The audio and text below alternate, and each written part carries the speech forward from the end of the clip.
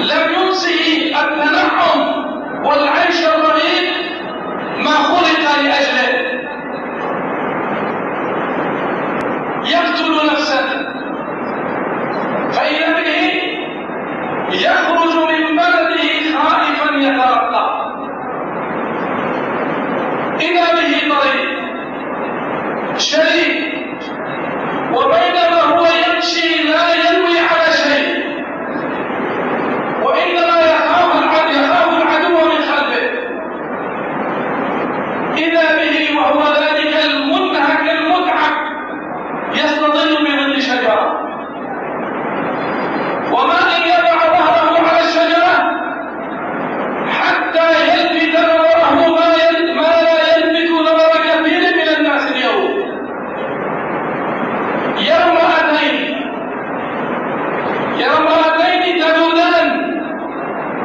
تريدان أن تسقي، ولكنهما لا يستطيعان السقيا ولا مزاحمة الرجال. يلفت نظره ذلك المنظر فيقوم ليعطينا درسا من هذه الدروس، وهو الإحسان إلى الآخرين، نفع الناس دون نسب أو مصاهرة أو معرفة. يمشي فيسأل: ما حقكما؟ قالتا: لا نسقي حتى يصدر الرعاء والعذر، وأبونا شيخ كبير. لم تخرج تلك المرأتان إلا لعذر، لأن العائل الكبير لا يستطيع أن يسقي الماء، ومع ذلك كانتا تعلم أن الاختلاط بالرجال حرام، فلم يزاحم الرجال ليسبقوا، وإنما قالتا: لا نسقي حتى يصدر الرعاء وأبونا شيخ كبير. لم يكن سؤال موسى عليه السلام سؤال فضول، وإنما سؤال ينبني عليه عمل. فقال وهو ذلك المنهك المتعب الخائف المترقب: يسقي لهما. فسقى لهما، أعطاهما من الماء ما يحتاجان إليه.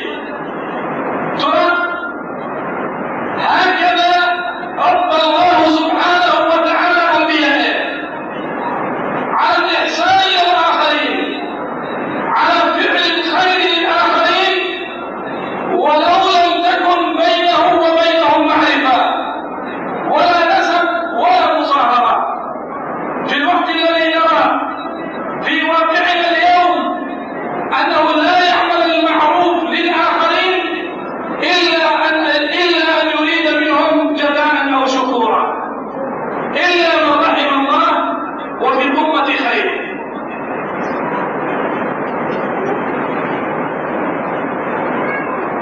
ليست هذه فتنة أو صدفة كانت لموسى عليه السلام. تعالوا بنا نبحر معه في البحر. يركب السفينة، وإذا بالخضر عليه السلام يحرقها، وكان معه موسى، فجن جنونه وقال: واستمع لما قال يا عبد الله، أخرجتها لتبرد أهلها، لقد جئت شيئا نمرا. يا للعجب، وكأن موسى غير موجود. ضاعت الأنانية. قال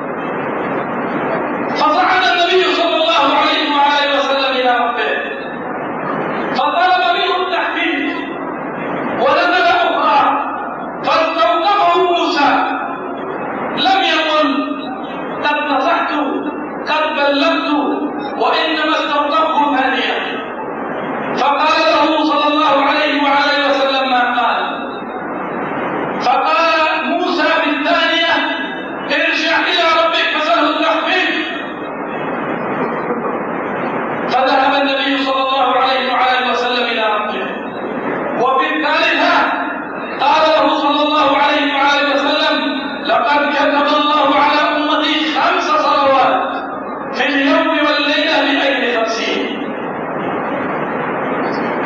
أيها الأحباب بالله، فضل موسى علينا كبير.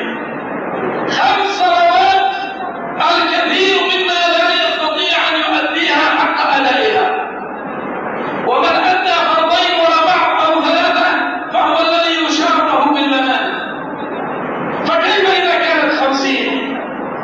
صلوا على موسى عليه الصلاة والسلام وعلى نبينا صلوات الله وسلامه عليه، لأنه أدى إلينا معروفا لم نكن نحلم به أبدا. ومع ذلك يأتي ويقول للنبي صلى الله عليه وعلى وسلم: ارجع واسأل ربك التخفيف فإني قد خبرت بني إسرائيل. اسأل مجرد ولا تسأل طبيب. قد خبرت بني إسرائيل لا يستطيعون. فقال صلوات الله وسلامه عليه: لقد استحييت من ربي.